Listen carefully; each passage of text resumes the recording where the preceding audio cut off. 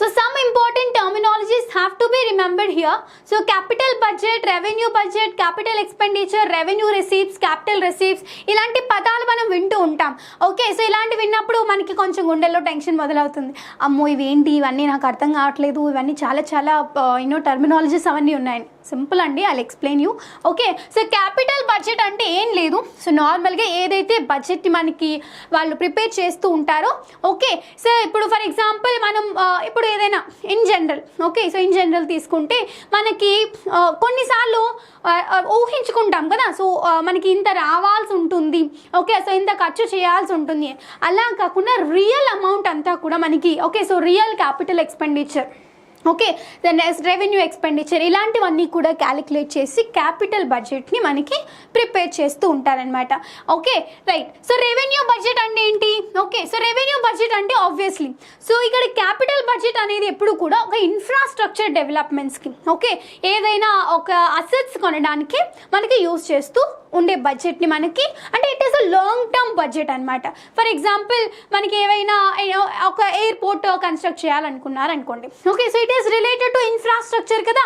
So ఇన్ఫ్రాస్ట్రక్చర్కి సంబంధించి ఎలా prepare చేయాలి, ఎలా ఏం చేయాలి, ఇలాంటివన్నీ ప్రిపేర్ చేసేది క్యాపిటల్ బడ్జెట్. రెవెన్యూ బడ్జెట్ అంటే ఎప్పుడు కూడా మనకి షార్ట్ టర్మ్స్లో ఉండేది మాత్రమే. ఇప్పుడు చూడండి, ఇన్ జనరల్ మనకి ఏమైనా చిన్న చిన్న ఎప్పుడైనా ఆర్బీఐ దగ్గర నుంచి లోన్స్ తీసుకుంటూ ఉంటుంది కదా, ఎప్పుడైనా మనకి ఫైనాన్షియల్ ఇంబ్యాలెన్స్ వచ్చినప్పుడు అలాంటి వాటికి రీపే చేయడం, ఇలాంటివన్నీ కూడా మనకి రెవెన్యూ బడ్జెట్కి సంబంధించి వస్తాయన్నమాట. ఓకే, సో క్యాపిటల్ ఎక్స్పెండిచర్ చూద్దాం. So the amount spend by the government to generate the infrastructure employment generation is called as a capital expenditure. So this term is very very important అండి, because most of our budget, ఈ year budget అంతా కూడా ఈ పదం చుట్టే తిరిగింది. Okay, so ఎలాగో నేను ఎక్స్ప్లెయిన్ చేస్తాను. Even in the last at the end of the video మీరే చెప్తారనమాట, అవును గవర్నమెంట్ అంతా కూడా క్యాపిటల్ ఎక్స్పెండిచర్ మీదే ఇన్వెస్ట్ చేసింది అని. Okay, so remember this, capital expenditure అంటే ఏంటండి? సో మనకి ఇన్ఫ్రాస్ట్రక్చర్ ఎంప్లాయ్మెంట్ జనరేషన్ మీద కాన్సన్ట్రేట్ చేసే పనుల మీద, ఓకే, మనకి ఎక్స్పెండిచర్ అనేది పెట్టారనుకోండి, ఓకే, సో అలాంటి వాటిని క్యాపిటల్ ఎక్స్పెండిచర్ అంటారనమాట.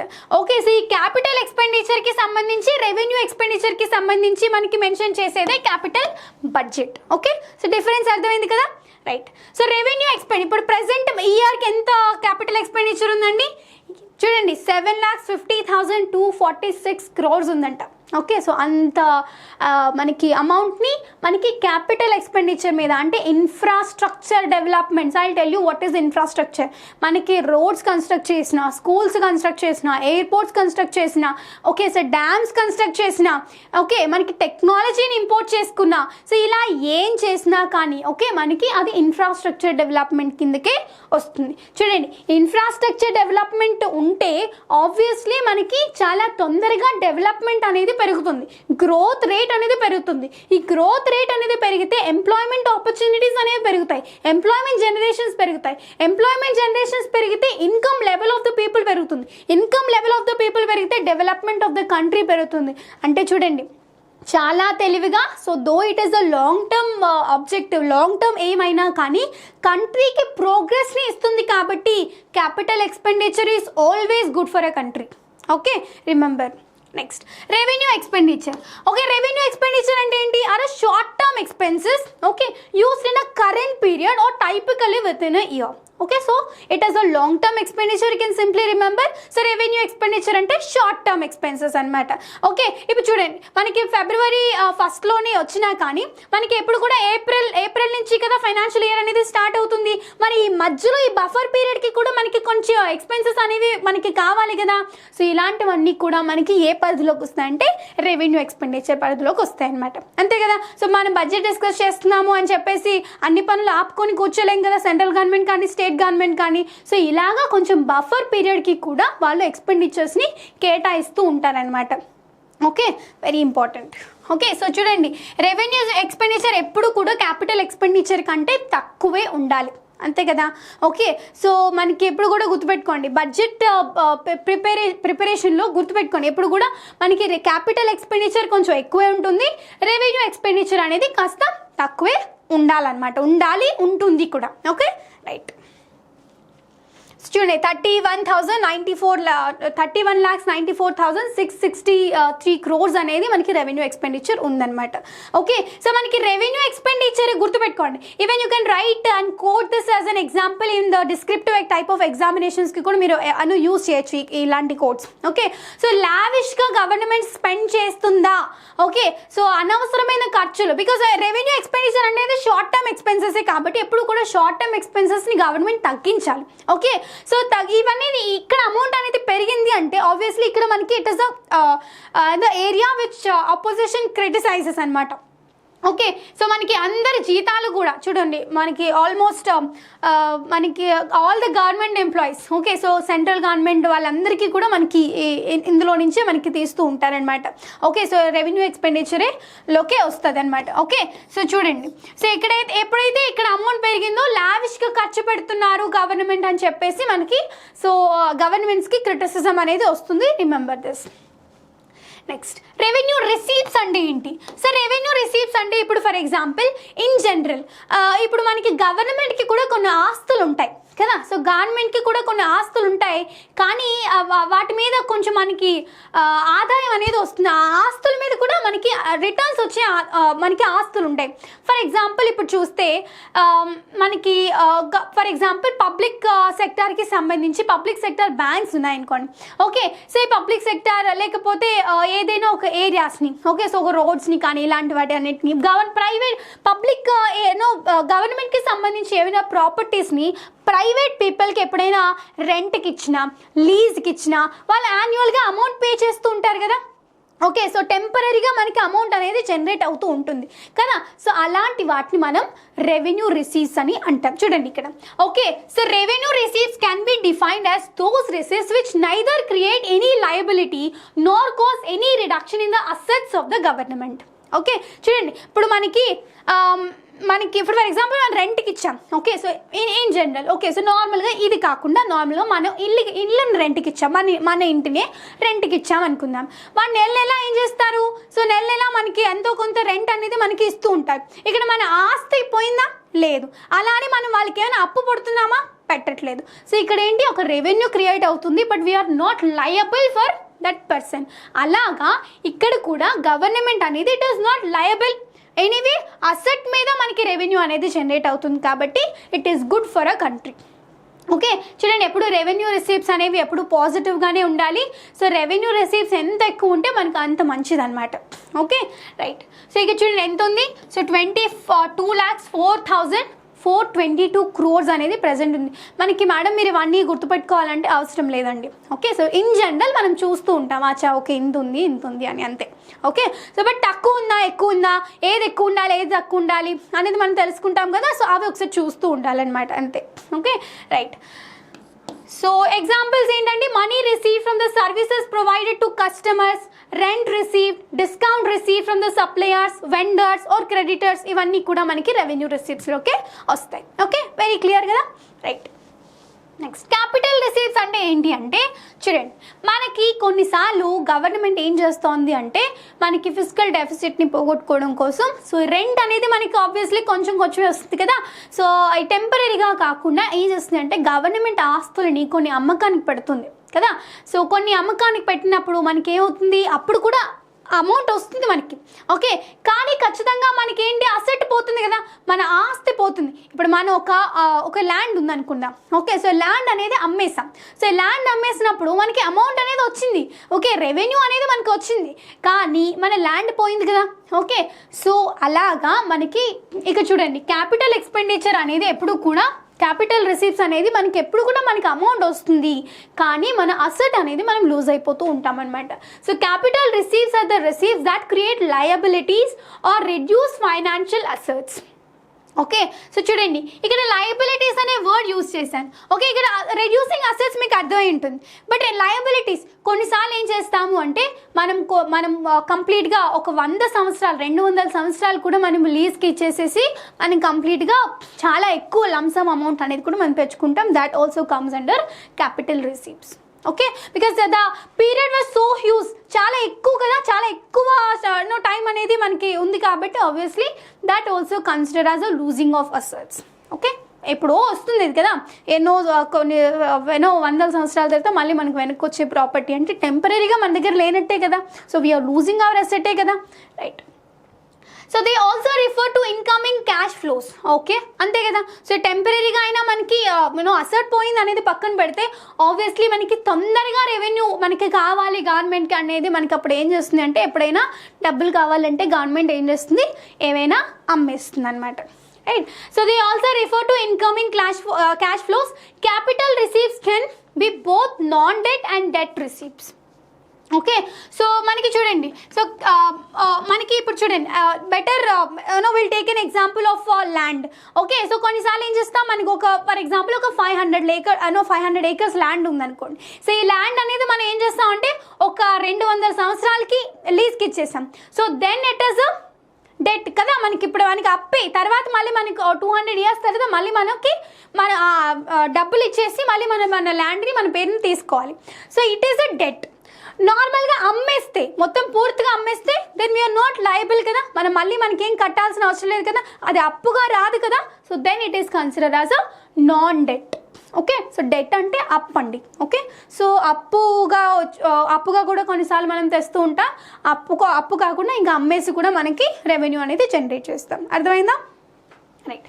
So loans from the general public, foreign governments and Reserve Bank of India RBI form a crucial part of capital receipts. Okay, so మనకి ఎప్పుడైనా డబ్బులు కావాలంటే గవర్నమెంట్ పరిగెత్తుతుంది. ఓకే, వరల్డ్ బ్యాంక్ దగ్గర నుంచి డబ్బులు జనరేట్ చేసుకుంటుంది, international monetary fund, okay, so వాళ్ళ నుంచి కానీ Asian development bank. Okay, so ఇలాగా మనకి రుణాలు అనేవి తెచ్చుకొని మనకి టెంపరీగా మనం ఉన్న అవసరాల కోసం ఖచ్చితంగా గవర్నమెంట్ అనేది మనకి రెవెన్యూ జనరేట్ చేయాలి కదా, మరి తప్పదు కదా. సో అందుకని మనకి ఈ క్యాపిటల్ రిసీప్ట్స్ అనేవి కూడా మనకి ఇంపార్టెంట్ అనమాట. అండ్ రిమెంబర్, క్యాపిటల్ రిసీప్ట్స్ అనేవి ఎంత తక్కువ ఉంటే అంత మంచిది, అంతే కదా. మనకి అప్పులు ఎన్ని తక్కువ ఉంటే అంత మంచిది అన్నట్టు, అంతే కదా. సో ఎలా చూసుకున్నా కానీ ఓకే, సో అలా అని నాన్ డెట్ మంచిది కాదు, డెట్ మంచిది కాదు అని చెప్పడానికి లేదండి. ఏదైనా మంచిది కాదు, బికాస్ మనకి సాధ్యమైనంత వరకు గవర్నమెంట్కి సంబంధించి అసెట్స్ అనేవి ఉంటేనే మంచిది కదా. ఓకే, సో అప్పులు అనేవి కూడా ఎంత తక్కువ ఉంటే అంత మంచిది కదా, అలాగా. సో క్యాపిటల్ రిసీప్ట్స్ అనేవి, బట్ ఎనీవే ఇంకా వేరే మార్గం లేదు అన్నప్పుడు క్యాపిటల్ రిసీప్ట్స్కి వెళ్తూ ఉంటారు government. So it is not claiming that it is completely wrong అని, అలా కాదండి, రాంగ్ అని కాదు. బట్ ఎనీవే సాధ్యమైనంత వరకు ఎప్పుడైనా చూడండి, మనకి డెవలపింగ్ కంట్రీస్కి డెవలప్డ్ కంట్రీస్కి సాధారణంగా మనం వ్యత్యాసం గమనిస్తే క్యాపిటల్ రిసీప్ట్స్లో చాలా వరకు మనకి డిఫరెన్స్ అనేది ఉంటుంది, అంతే కదా.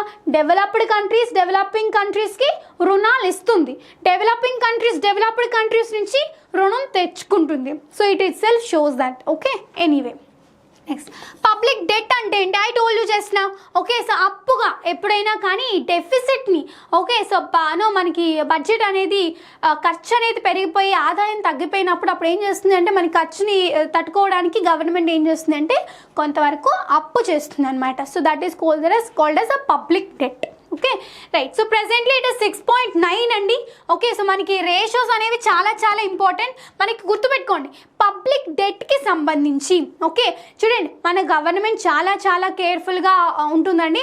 అప్పులు తెచ్చే విషయంలో కూడా ఇలా అప్పు తేవాలి అని చెప్పి మన కాన్స్టిట్యూషన్లో మెన్షన్ చేశారనమాట. అంటే ఆ పద్ధతిలోనే physical responsibility budget management act 2003లో they are so many objectives and guidelines వాళ్ళు మెన్షన్ చేశారు. ఎప్పుడు కూడా గవర్నమెంట్ అవే రూల్స్ అండ్ రెగ్యులేషన్స్ని ఫాలో అవ్వాలి. కానీ దిస్ టైమ్ జస్ట్ రిమెంబర్, చూడండి ఇక్కడ 6.9 ఉంది.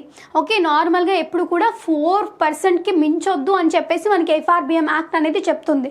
బట్ నిర్మలా సీతారామన్ గారు ఏం చెప్పారండి, మనకి డెట్ ఎంత ఉంది అంటే 6.9 ఉంది, దీన్ని మనం ఫ్యూచర్లో 6.4 వరకు చేస్తామన్నారు. But anyway it is against to the FRBM guidelines. Okay, so గుర్తుపెట్టుకోండి, ఎప్పుడైనా బడ్జెట్కి సంబంధించి ఇలాంటివే మనం గమనించాలన్నమాట. This is what called as a budget analysis. Budget చదివాము అంటే ఊరికే చదవడం కాదండి, డాక్యుమెంట్ ఇలాంటివి గమనించాలి. ఓకే, సో ఇక్కడ మనకి ఎగ్జామ్ పర్స్పెక్టివ్లో FRBM యాక్ట్ గురించి ఖచ్చితంగా ఎగ్జామినేషన్లో క్వశ్చన్ వచ్చే ఛాన్స్ ఉందండి. Because it is completely more than, because 4% ఎక్కడ, 6.9% ఎక్కడ. ఇక్కడ. ఓకే, సో ఎలా తగ్గించాలి ఇలాంటి వాటి మీద కూడా మనకి అడుగుతూ ఉంటారు. ఓకే, సో పబ్లిక్ డెట్కి సంబంధించి అప్పు వరకు వెళ్లకుండా ఉండాలంటే రెవెన్యూ జనరేట్ చేయాలి. So that is alternative, right? So మనకి అందుకే ఎంప్లాయ్మెంట్ జనరేషన్, ఇన్ఫ్రాస్ట్రక్చర్ మీద క్యాపిటల్ ఎక్స్పెండిచర్ విషయంలో మనకి గవర్నమెంట్ స్పెండ్ చేస్తుంది. ఓకే, సో ఇప్పుడు అర్థమైందా మీకు logic? Okay, so physical physical డెఫిసిట్ని తగ్గించాలని గవర్నమెంట్ చూస్తుంది.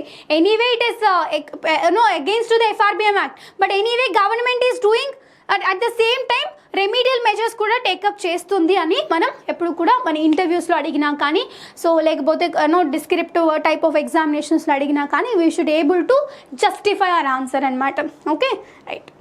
ఎప్పుడు కూడా గుర్తుపెట్టుకోండి, గవర్నమెంట్ ఎగ్జామినేషన్స్కి ప్రిపేర్ అయ్యే వాళ్ళు you should support the government. Okay, so అది ఎలా క్రిటిసిజం వ్యూలో చెప్పినా కానీ we should support the government because we are మనం గవర్నమెంట్ సెక్టర్లో వర్క్ చేయాలనుకుంటున్నాం కదా.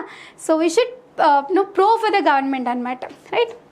అలానే ఏది చేసినా గవర్నమెంట్ కరెక్ట్ అనకూడదు, but anyway if the government is doing wrong also then you should know so what would be the thing that we have to do అని మనకి తెలియాలన్నమాట. Okay, anyway so the amount in which the government borrows from the external resources to meet the deficit and expenditure requirement is called as public debt. I told you, right? So టెంపరీగా ఏవైనా మనకి కష్టాలు వస్తే అప్పుడు, because మనకి most of the times డెట్కి సంబంధించి మనం ఎప్పుడైనా న్యాచురల్ కలామిటీస్ వచ్చినప్పుడు, డ్రాట్స్ వచ్చినప్పుడు, ఓకే, సో ఈవెన్ ఇలాంటి కోవిడ్ పాండమిక్స్ ఇలాంటి సిచ్యువేషన్స్ వచ్చినప్పుడు కూడా మనకి డెట్కి చాలా వరకు వెళ్తూ ఉంటామండి. ఇలాంటివన్నీ కూడా రాకుండా ఉండడం కోసం కంటింజెన్సీ ఫండ్ని కూడా పెట్టారు. బట్ ఎనీవే మనకి ఎప్పుడైనా రీజన్ ఏదైనా చెప్తారు అప్పు తెచ్చుకునేటప్పుడు అంటే ఇవే అనమాట.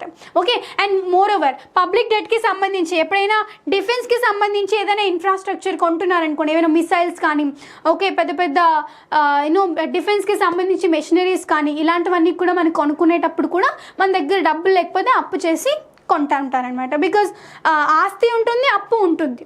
ఓకే, సో బట్ ఎనీవే ఆ టైంలో అప్పుడు కొనాలి కాబట్టి, బికాజ్ ఎనీవే అపోజిషన్ ఎప్పుడైనా గుర్తుపెట్టుకోండి, గవర్నమెంట్ ఏదైనా అప్పు తేవడానికి వెళ్ళిందంటే ఆ ఫస్ట్ అపోజిషన్ లేసి అసలు అప్పు ఎందుకు, ఇప్పుడు నీకు ఏం ప్రాబ్లం వచ్చింది అసలు ఎందుకు అని క్వశ్చన్ చేస్తుంది అనమాట. So then government has to give some kind of justification that this is what the purpose is అని. Okay, right. So now we'll discuss what is monetary policy. Monetary policy is the control of the quantity of money available in an economy and the channels by which a new money is supplied. Simple definition is important ani cheppanu, but anyway you should know what is monetary policy. I told you, right? So in a very simple words that I told you. Okay, so how the government is getting revenue. Okay, so government ki sampadana ela vastundi ani, so in the economy and the channels by which a new money is supplied. Okay, so manaki chudandi eppudaina gaani government అన్ని programmes initiative చేయాలి అని ఏదైనా వాటికి government చూసుకోవాలి అని చెప్తాం, బాగానే ఉంది. బట్ గవర్నమెంట్కి సంపాదన ఎలా వస్తుంది, ఎలా రెవెన్యూ వస్తుంది అనేది మనకి మానిటరీ పాలసీలో చెప్తారనమాట. Okay, monetary policy generally deals with the taxes. Okay, మనకు ఆబ్వియస్లీ సో అందుకే ఇన్కమ్ ట్యాక్స్ ఆఫీసర్స్ వీళ్ళందరూ కూడా మనకి డిపార్ట్మెంట్స్ అనేవి ఎప్పుడు కూడా మనకి గవర్నమెంట్ ట్యాక్సెస్ ఫైల్ చేయండి, రిటర్న్స్ ఫైల్ చేయండి.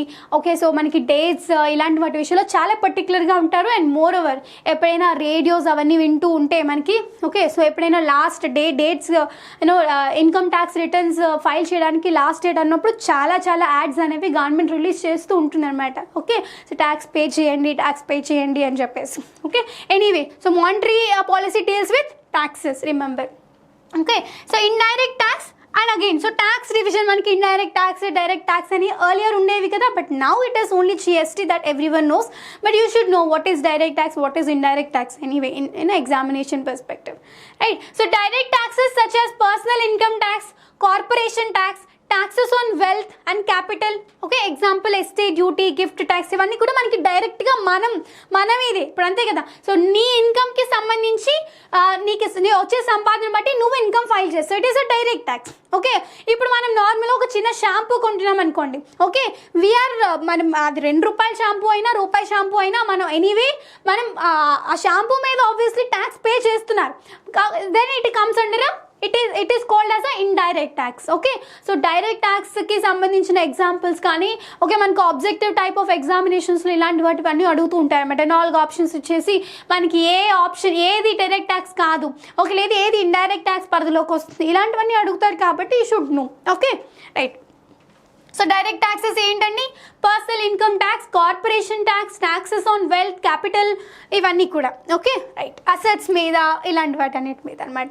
So indirect taxes such as customs duties, okay, excise duties, service tax, VAT, ఇలాంటివన్నీ. Anyway now this problem is all not there. Okay, so ఇలాంటివి ఏం లేవు, ఓన్లీ సో సింపుల్ చేసేసారు. So central GST, state GST. Okay, so మనకి ఆ slabs, tax slabs ఉంటాయి కదా, so వాటి బేస్ మీదే మనకి ట్యాక్స్ అనేవి కడతామన్నమాట. Simple, right. So now it is what you mean by fiscal policy.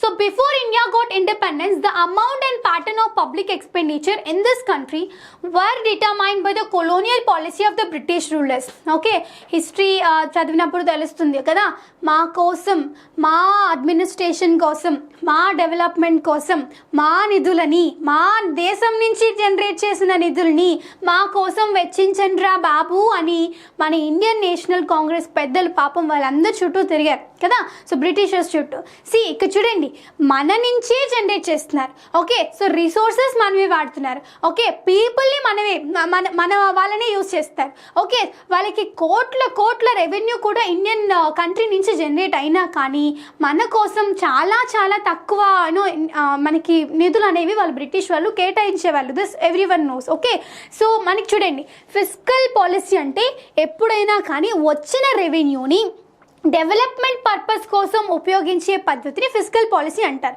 Okay, ఇప్పుడు మీకు అర్థమై ఉంటుంది. ఓకే, ఆబ్వియస్లీ బ్రిటిషర్స్ అనేవాళ్ళు ఆ మానిటరీ పాలసీకి మాత్రమే ఇండియాని యూజ్ చేసుకునేవాళ్ళు.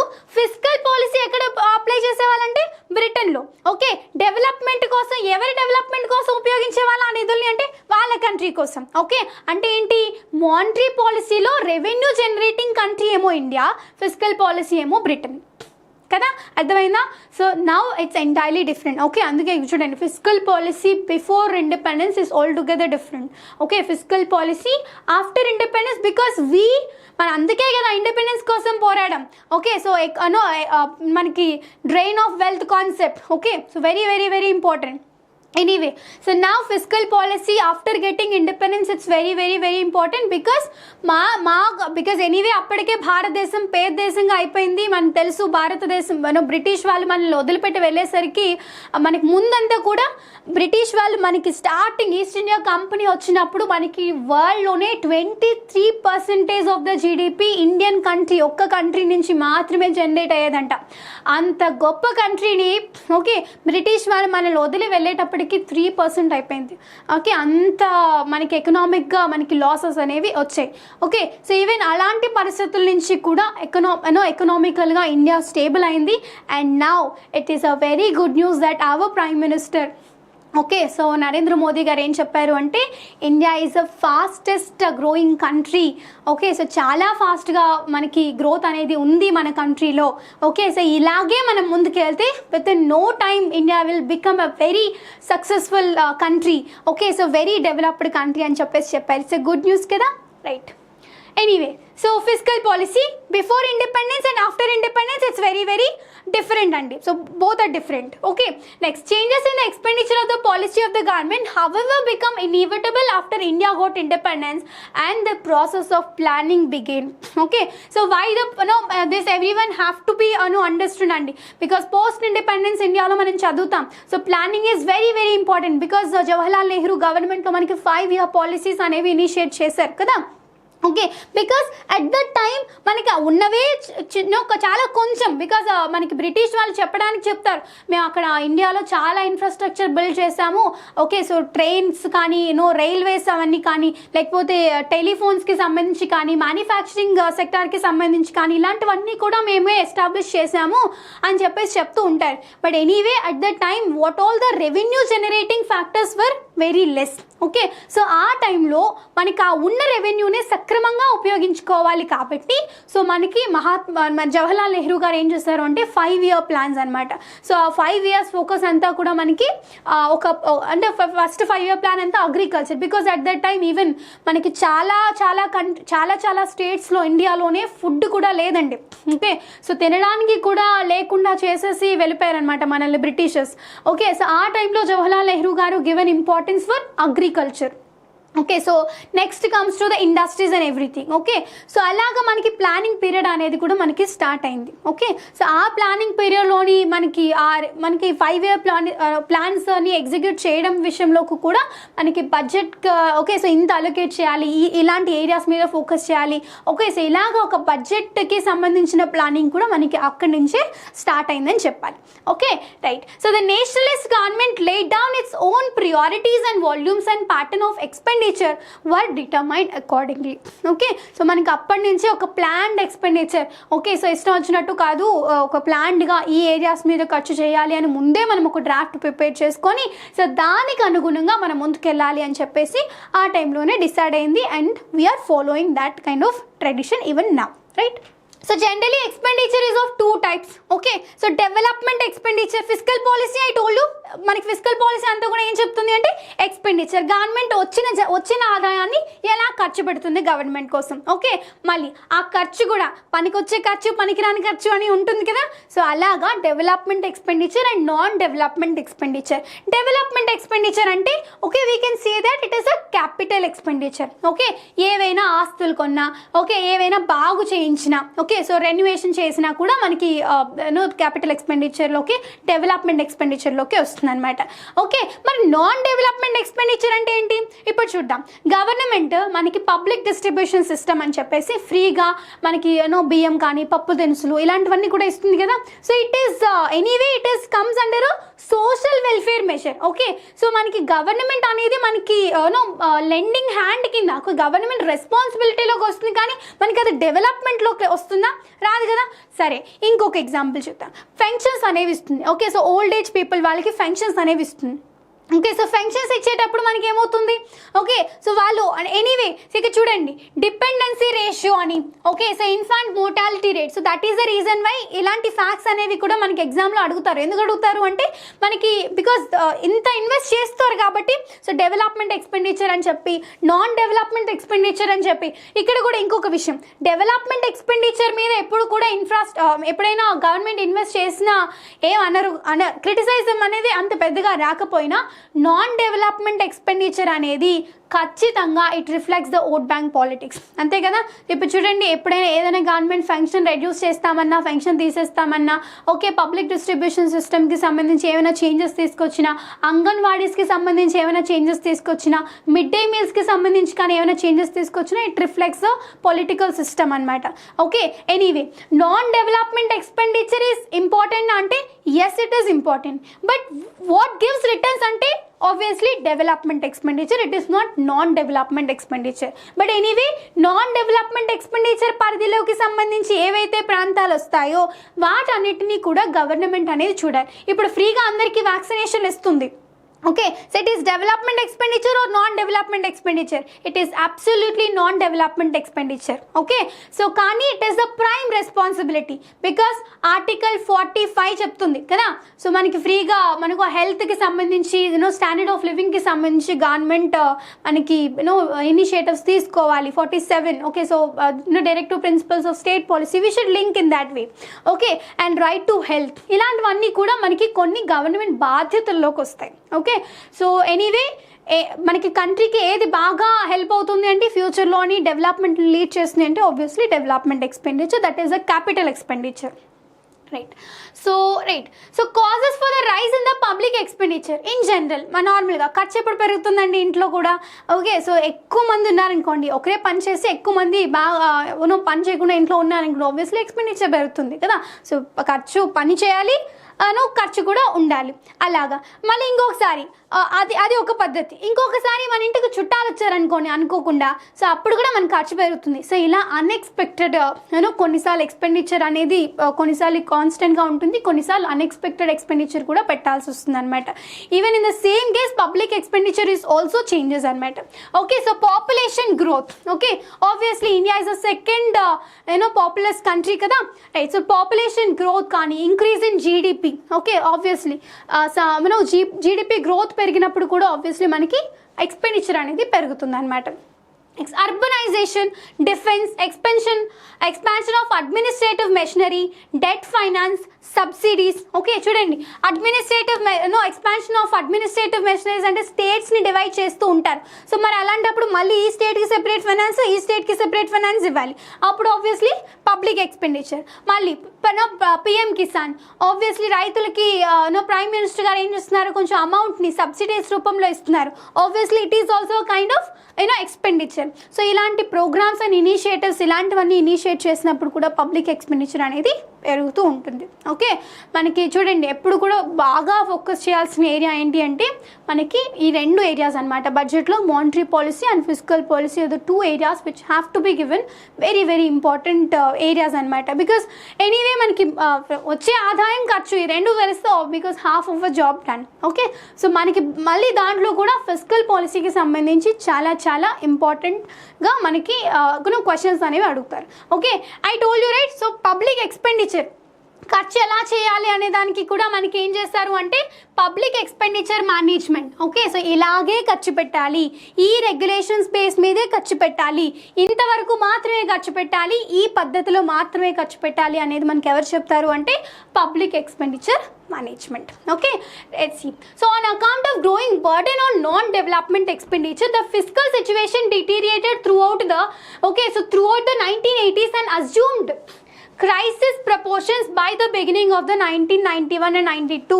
ఓకే, మనకి ఏం చేశారు అంటే గవర్నమెంట్స్ హామీలు ఇచ్చేసి నాన్ డెవలప్మెంట్ ఎక్స్పెండిచర్ మీద అంటే which promotes the welfare but not the development.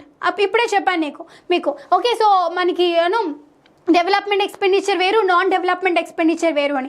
అంటే 1980s మనకి ఏమైంది అంటే సో రాజీవ్ గాంధీ గవర్నమెంట్ కానీ, మొరార్జీ దేశాయ్ గారి గవర్నమెంట్ కానీ, పివి నరసింహరావు గారి గవర్నమెంట్ కానీ మనకి వీళ్ళందరూ ఏం చేశారంటే సో దే జస్ట్ కాన్స్టెంట్లీ మనకి ఇన్వెస్ట్ చేశారు. దేని మీద అంటే నాన్ డెవలప్మెంట్ ఎక్స్పెండిచర్ మీద ఖర్చు చేశారు. సో అప్పుడు ఏమైపోయింది, మొత్తం మనకి ఫిజికల్ పాలసీ అంతా పడిపోయింది. ఓకే, సో ఇప్పుడు మనకి ఏవి రిటర్న్స్ రావట్లేదు ఇప్పుడు, అంతే కదా. సో డెవలప్మెంట్ ఎక్స్పెండిచర్ మీద ఖర్చు చేస్తే ఇప్పుడు కాకపోయినా కొద్ది రోజుల తర్వాత అయినా మనకి రిటర్న్స్ అనేవి వస్తాయి. ఓకే, సో మనకి ఇప్పుడు అదేం లేదు. అందుకనే 1991లో మనకి కంప్లీట్గా గవర్నమెంట్ అనేది క్రాష్ అయిపోయింది. ఓకే, సో అంతవరకు వచ్చేసింది. ఓకే, సో ఎల్పిజి రిఫార్మ్స్ తీసుకొచ్చారు కదా మనకి. So very very good initiative which was been taken up by the PV Narasimha Rao garu. Okay, so Rao Manmohan model అని కూడా పిలుస్తూ ఉంటారు. ఓకే, వెరీ వెరీ ఇంపార్టెంట్ అండి. ఆ టైంలో ఎల్పిజి రిఫార్మ్స్ మనకి రాకపోయింటే ఇండియా పరిస్థితి అనేది చాలా దుర్భరంగా ఉండేది. ఓకే, సో ఆ టైంలో మనకి it is a golden opportunity, it is a golden vision that they have taken up అనే చెప్పాలన్నమాట. ఓకే, సో ఆ టైంలో మనకి ఓపెన్ ఎకానమీగా అప్పటి వరకు క్లోజ్డ్ ఎకానమీగా ఉన్నటువంటి మన country it was become open economy. మనకి ఇన్వెస్ట్మెంట్స్ అనేవి స్టార్ట్ అవి, బ్యాలెన్స్ ఆఫ్ పేమెంట్ క్రైసిస్ అనేవి మనకి తగ్గాయి. Right, anyway so India set up the Ministry of Disinvestment for strategic disinvestments. Very very very important. Okay, చూడండి మనకి ఎప్పుడు కూడా PPP model, public private partnership మోడల్లో మనకి అప్పటి వరకు పబ్లిక్ సెక్టర్ అండర్టేకింగ్స్ పిఎస్యూస్గా ఉండేవి. మనకి మెల్లిమెల్లిగా అన్నీ కూడా ప్రైవేటీకరణ జరుగుతూ వస్తుంది కదా. సో అది కూడా డిస్ఇన్వెస్ట్మెంట్, స్ట్రాటజిక్ డిస్ఇన్వెస్ట్మెంట్ అనమాట. ప్రతి సంవత్సరం కూడా అంటే ఒకటేసారి గవర్నమెంట్స్ అన్నీ అమ్మేయకుండా, అన్ని ప్రైవేట్ పరిధిలో పెట్టకుండా మనకి ఏం చేస్తుంది అంటే సో ప్రతిసారి కూడా ఒక ప్లాన్ వేసి ఒక ప్లాన్ పద్ధతిలో మనకి ప్రైవేట్ పీపుల్ని మనకి ఇంట్రడ్యూస్ చేస్తూ మనకి అధికారం అనేది ఇస్తూ ఉంటాయి. అంటే మనకి ఇవన్నీ కూడా ఈ అసెట్స్ అనేవి కూడా వాళ్ళ మేనేజ్మెంట్లోకి వెళ్ళే విధంగా మనకి చేస్తూ ఉంటారనమాట. That is very very important.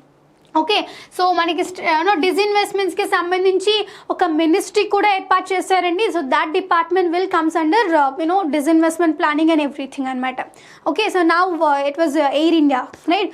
So మనకి ప్రైవేటీకరణ జరిగింది. Okay, so even they are planning for LIC to do it, right? Okay, so physical responsibility and budget management act 2003 I told you before also. Okay, so ఎప్పుడు కూడా మనకి physical deficit అనేది కంట్రీకి ఎంత ఉంటే అంత ఆ కంట్రీకి మనకి చెడు అనే చెప్పాలన్నమాట. అంత భారం, ఆబ్వియస్లీ అప్పు ఎంత ఉంటే అంత భారమే కదా మనకి, అలాగనమాట. సో అప్పు ఎప్పుడు కూడా తగ్గే విధంగానే మనకి FRBM యాక్ట్ అనేది మనకి చెప్తూ ఉంటుంది అనమాట. Okay, so also recommended some measures for the proper management of the fiscal policy. So in that they recommended some measures such as encouraging the development expenditure. I told you ఎప్పుడు కూడా మనకి FRBM act కానీ మనకి expenditure management committee కానీ ఇవన్నీ కూడా మనకి ఏం చెప్తాయి అంటే డెవలప్మెంట్ ఎక్స్పెండిచర్ మీద మాత్రమే ఖర్చు చేయాలి అని. Okay, so this is very very important. ఒక నోట్ చేసి పెట్టుకోండి పాయింట్, డెవలప్మెంట్ ఎక్స్పెండిచర్ మీద ఇన్వెస్ట్ చేయాలి అని. అండ్ దట్స్ వాట్, బికాజ్ ఎందుకు నోట్ చేసుకోమని చెప్తున్నా అంటే because in our budget, okay, so present బడ్జెట్లో అంతా కూడా డెవలప్మెంట్ ఎక్స్పెండిచర్ మీద మాత్రమే వాళ్ళ ఎక్స్పెండిచర్ అనేది పెట్టడం జరిగింది. So that is the reason why okay మనకి it is criticism less budget అని కూడా చెప్పొచ్చు అనమాట, రైట్? సో మనకి ఇంకొకటి ఏం చేసింది అంటే ఇంకా డెవలప్మెంట్ ఎక్స్పెండిచర్ మీద పెట్టాలి అని చెప్పింది. అండ్ ఇన్ఫ్లేషనరీ సిచ్యువేషన్స్ని కూడా మేనేజ్ చేయాలి. ఓకే, సో ఇన్ఫ్లేషన్ అంటే ఏంటండి అంటే మనకి సామాన్యంగా మనకి ధరలు అవన్నీ పెరిగిపోయే పరిస్థితులు వస్తాయి కదా, so that is called as the inflation. Okay, so సాధారణ పరిస్థితుల కంటే ధరలు అనేవి పడిపోయి అనుకోండి, చాలా తక్కువ అయిపోయి అనుకోండి, then it is called as a deflation అనమాట. సో ఆ ఇన్ఫ్లేషన్ పరిస్థితులను కూడా సరిగ్గా డీల్ చేయాలి అని చెప్తుంది. Next curtailing subsidies. Okay, and remember మనకి ఏ గవర్నమెంట్ వచ్చినా కానీ రైతు రుణమాఫీ, ఓకే, సో మహిళల డ్వాక్రా రుణమాఫీ ఇలాంటివన్నీ మనకి హామీలు ఇస్తారు. కానీ remember for any development, for the development of any country subsidies will harm. Okay, so subsidies అనేవి ఎప్పుడు కూడా మనకి మంచిది కాదండి. Okay, so do not support subsidies. Okay, but ఇంకా ఏం చేయొచ్చు అంటే ఆ రైతులకి క్రెడిట్ ఇచ్చి వాళ్ళకి రెవెన్యూ జనరేషన్ పాలసీస్ అనేవి జనరేట్ చేయొచ్చు. కానీ కంప్లీట్ మాఫీ పద్ధతి సబ్సిడీస్ అనేవి మనకి కరెక్ట్ కాదని చెప్పాలన్నమాట. Because it is not only my personal opinion, it is been proposed in the FRBM act and even public expenditure management committee కూడా చెప్పింది. It was referred point, right? So okay, stubborn interest payments. Okay, obviously ఎక్కువ అప్పులు తెచ్చుకుంటే obviously మళ్ళీ వాటికి interest కట్టాలి కదా. So అలా అసలు ఉంటుంది, వడ్డీ కూడా గవర్నమెంట్ కట్టాల్సి వస్తుంది. సో ఇలాగ కొన్ని రికమెండేషన్స్ అనేవి మనకి FRBM యాక్ట్లో మేనేజ్ చేశారండి. ఓకే, సో ఎప్పుడైనా బడ్జెట్ ప్రిపేర్ చేసేటప్పుడు ఇలాంటివన్నీ కూడా మనకి ఓకే బడ్జెట్లో కవర్ చేస్తూ government, so central government budget అనేది ప్రిపేర్ చేస్తూ ఉంటుంది అనమాట. So this is all the core area అండి. ఓకే, సో నార్మల్గా బడ్జెట్ చదివే ముందు ఇవన్నీ మనకి తెలియాల్సిన పద్ధతులు. అసలు బడ్జెట్ అంటే ఏంటి, బడ్జెట్లో ఏమేమి పెడతారు, ఓకే, ఎవరు ప్రిపేర్ చేస్తారు, ఓకే, ఎందుకు ప్రిపేర్ చేస్తారు, అసలు బడ్జెట్ అవసరమా కాదా, ఓకే, అవసరమైతే ఎంత అవసరం, ఓకే అవసరమే డిసైడ్ అయిపోయాం. ఓకే, సో చదివాము, బడ్జెట్ చాలా ఇంపార్టెంట్ డాక్యుమెంట్ అని తెలుసుకున్నాం. ఇప్పుడు బడ్జెట్లో మళ్ళీ ఇంపార్టెంట్ పదాలు ఏంటి, ఓకే, సో రెవెన్యూ రిసీప్స్ అంటే ఏంటి, క్యాపిటల్ రిసీప్స్ అంటే ఏంటి, రెవెన్యూ ఎక్స్పెండిచర్ అంటే ఏంటి, క్యాపిటల్ బడ్జెట్ అంటే ఏంటి, ఇలా అవి కూడా మనం తెలుసుకున్నాం. ఓకే, సో ఏవేవి ఎలాంటి రికమెండేషన్స్ని ఫాలో అవ్వాలి, ఓకే, సో సెంట్రల్కి స్టేట్కి ఫినాన్షియల్ రిలేషన్స్ ఏంటి, ఇలాంటివన్నీ కూడా మనం ఈ లెక్చర్లో కవర్ చేసాం కదా. So in the next lecture that we are going to discuss what are the important highlights. Okay, so ఈ ప్రెజెంట్ బడ్జెట్లో మనకి I told you it is a capital expenditure and development expenditure budget, but ఏవేవి key areas okay మనకి exam పర్స్పెక్టివ్లో important అలాంటివన్నీ కూడా మనం next లెక్చర్లో చూద్దామండి. సో మీరు ఆ హైలైట్ పాయింట్స్ మాత్రం మీరు నేర్చుకుంటే సరిపోతుంది. Even you don't go through entire budget and everything. So మీరు ఆ లెక్చర్లో మీకు అవన్నీ కూడా నేను కవర్ చేస్తానండి. So that's all for the day. Thank you so much. Have a good day.